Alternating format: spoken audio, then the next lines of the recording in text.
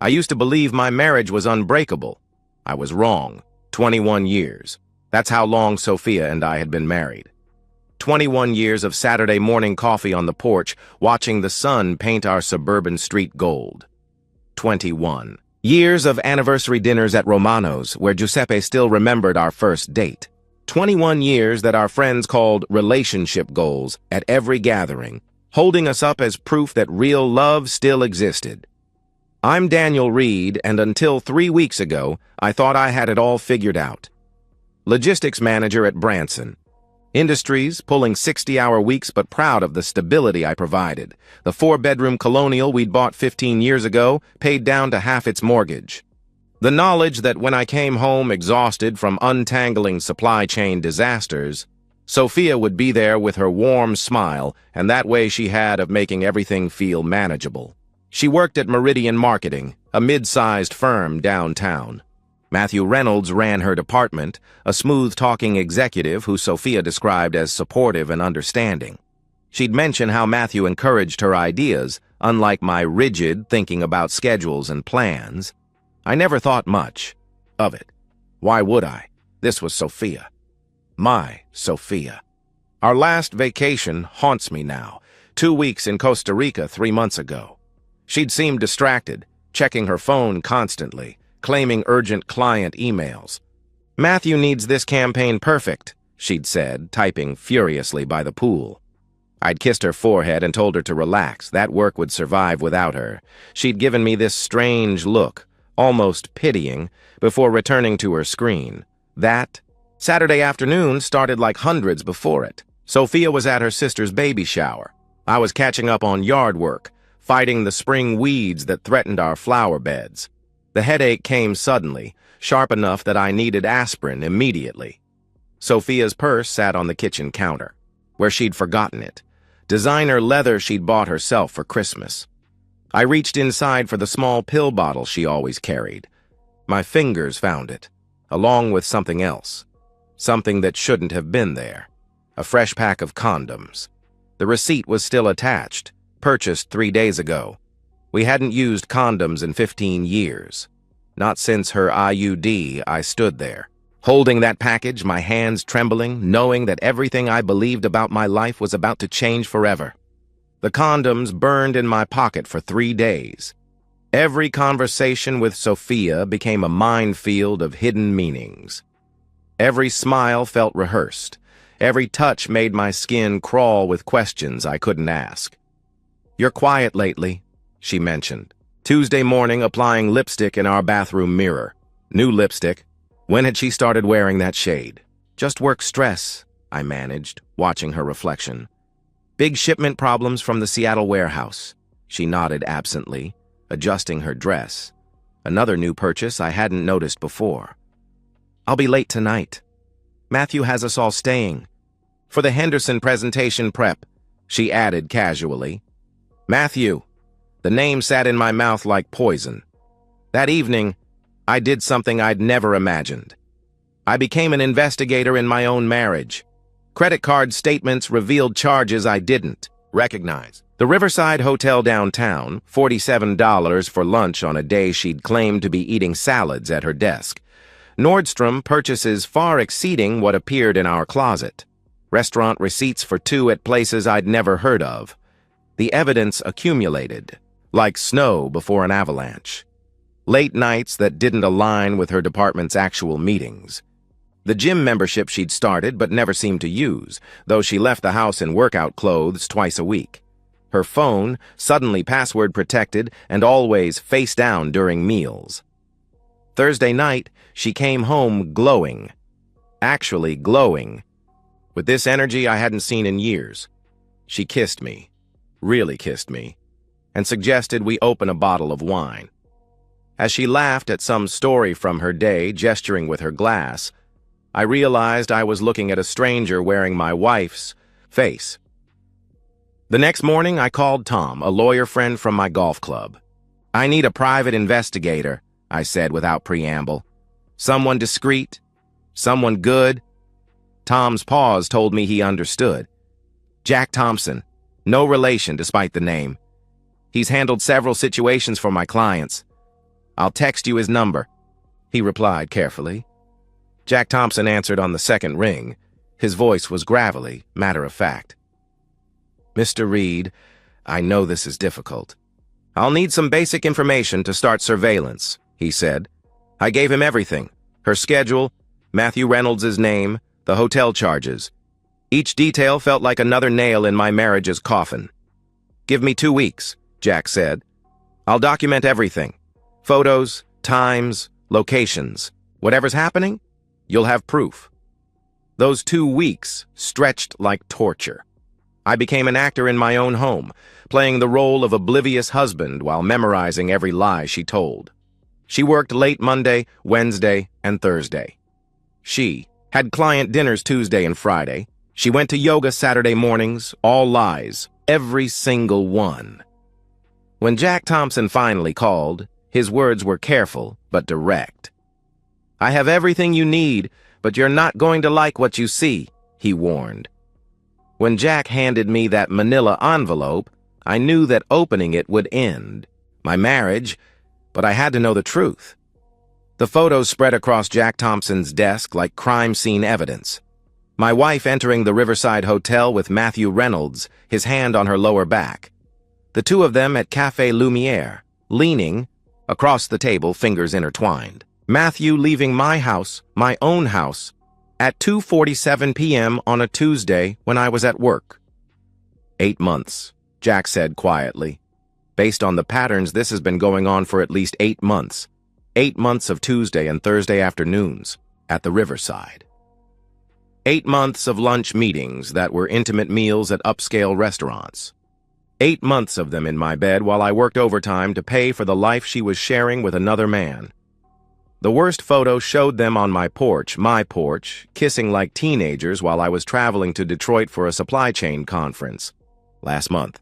She told me she missed me that night, sent me heart emojis. "Matthew Reynolds is married," Jack continued, sliding another folder forward. "Wife's name is Linda. 2 kids, 17 and 14. He's got as much to lose as you do." I studied Matthew's information with the detachment of planning a military operation. Senior Vice President at Meridian Marketing, 6-figure salary, house in Westfield worth twice mine, country club membership, the perfect suburban success story built on lies. "What's your next move?" Jack asked. "I need a lawyer first," I answered. Rebecca came highly recommended, a specialist in high-asset divorces who'd earned her reputation destroying cheating spouses in court. Her office radiated power, floor-to-ceiling windows, leather and mahogany, photos with state senators. "The prenup you signed is your best friend right now," she said, reviewing our documents. "Adultery clause is clear. She forfeits claim to the house and half the joint assets.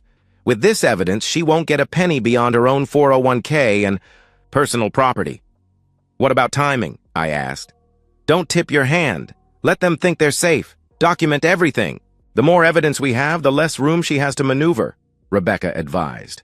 Her smile was sharp. "I've seen her type before. They always think they're smarter than they are. I spent the next week preparing with methodical precision.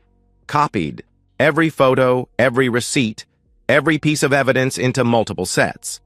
Researched Linda through social media, a real estate agent with her own successful agency, active in school committees, proud mother posting about her kids' achievements. While her husband screwed my wife, the employee handbook for Meridian Marketing sat on my desk, highlighted and annotated. Section 7.3, romantic or sexual relationships between supervisors and subordinates are strictly prohibited and will result in immediate termination. Both signatures at the bottom, Matthew Reynolds and Sophia Reed. I opened new bank accounts, in my name only, ready to transfer funds the moment I pulled the trigger. Changed the beneficiaries on my life insurance.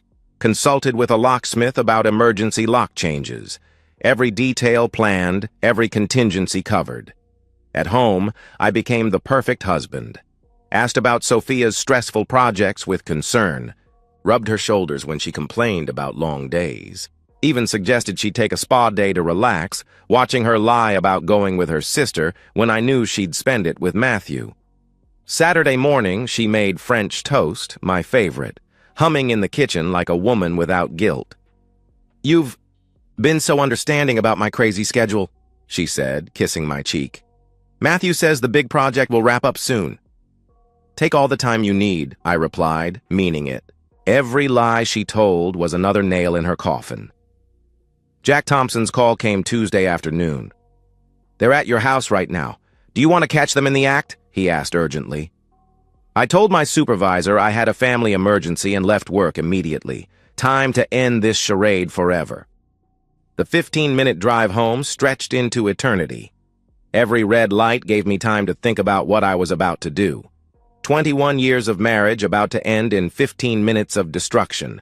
My hands were steady on the wheel, since I'd made my decision. I stopped at Wells Fargo first, withdrawing copies of evidence from my safe deposit box. Then a quick detour to my trunk where I'd kept my father's Louisville Slugger for the past week. Not for violence. I wasn't that man. But as a reminder of the lessons he'd taught me about standing up for yourself. About never letting anyone make you small in your own home. Matthew's Mercedes sat in my driveway like a declaration of war. The same car he'd parked there dozens of times while I earned the money that paid for the house he was defiling. I photographed it from 3 angles, checking the timestamp.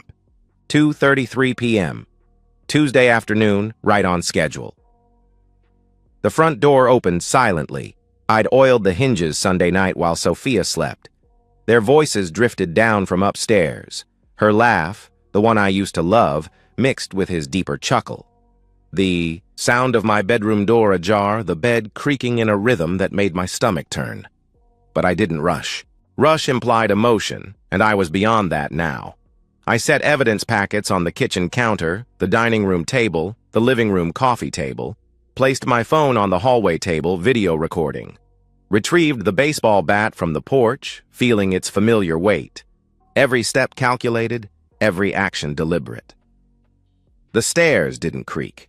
I knew which ones to avoid after 2 decades of late-night trips to the kitchen. Their voices grew clearer. Matthew saying something about, "When I leave Linda." Sophia responding. With Daniel so predictable he'd never suspect. My name in their mouths while they lay in my bed. The contempt in her voice when she said predictable. I stood outside my bedroom door for 60 seconds, counting each one. This was it. The moment that would divide my life into before and after. Inside that room was evidence of the greatest betrayal I'd ever experienced. But also my liberation. The door swung open. They didn't notice at first, too wrapped up in each other to hear the hinges. Matthew saw me first, his eyes going wide, scrambling for the sheets. Sophia turned, and for one beautiful moment, I saw real fear in her eyes. Then, it transformed into something else, contempt, amusement. She actually smirked. "Well," she said, pulling the sheet up with casual arrogance, "I guess the cat's out of the bag." Matthew tried to stand, reaching for his pants. "Daniel, listen, this isn't—" he started frantically. "Sit down, Matthew," I commanded. My voice came out steady, controlled. He sat. Sophia laughed, actually laughed. "Oh, come on, Daniel, don't be dramatic. We're all adults here," she said dismissively. She tilted her head, studying me. "You can either accept this arrangement or I'll destroy you in divorce court. I'll take the house, half your pension, everything. You know I will," she threatened. Matthew found his confidence again, probably encouraged by her casual cruelty. "She's too much woman for you anyway, Dan. Maybe this is better for everyone," he added with a smirk. They both smiled. Smiled at me in my own bedroom, in my own bed, like I was the punchline to their private joke. I pulled the first evidence packet from behind my back and tossed it on the bed between them. "Actually," I said quietly, "I have a different arrangement in mind." Their laughter died when they saw the photos, but they had no idea this was just the beginning. The photos scattered across the rumpled sheets, them entering hotels, kissing in restaurants, Matthew leaving my house. Sophia's smirk evaporated as she recognized the Tuesday afternoon timestamp on her car in our driveway, while Matthew's Mercedes sat beside it. "You hired someone to follow me?" she demanded, her voice pitching higher with indignation replacing arrogance. 8 months, Sophia. You've been bringing him into our bed for 8 months, I stated flatly. Matthew lunged for his clothes, trying to dress while backing toward the door. I'm leaving. This is between you two, he said desperately. No, I interrupted, stepping aside but holding the baseball bat loose in my hand. You're going to sit there and listen. You can't keep me. Here, he protested. Section 7.3 of Meridian Marketing's Employee Handbook, I said conversationally. Romantic relationships between supervisors and subordinates are strictly prohibited. I have copies for HR plus these photos plus hotel receipts you expensed to the company. His face went white. You wouldn't, he stammered. The packet will be delivered within the hour, I informed him. Sophia tried tears next, her manipulation playbook opening to Chapter 2. Daniel, please, we can work through this. It was a mistake. I love you, she pleaded. The prenup you signed specifically addresses adultery.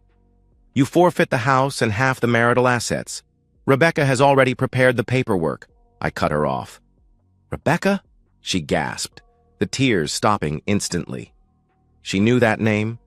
Everyone in our social circle did. You can't afford her, she accused.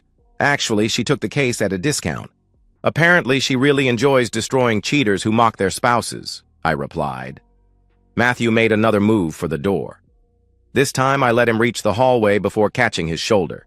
He swung wildly, a soft man's punch from someone who'd never been in a real fight.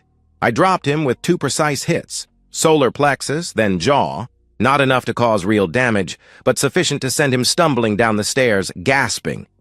Your wife, Linda, will have her packet within the hour, I called after him. Drive safe, Matthew. The front door slammed. His Mercedes peeled out of my driveway for the last time. Sophia had used my distraction to start dressing, frantically pulling on clothes. You're making a mistake, she hissed. I'll tell everyone you're abusive. I'll say you hit me too, she threatened.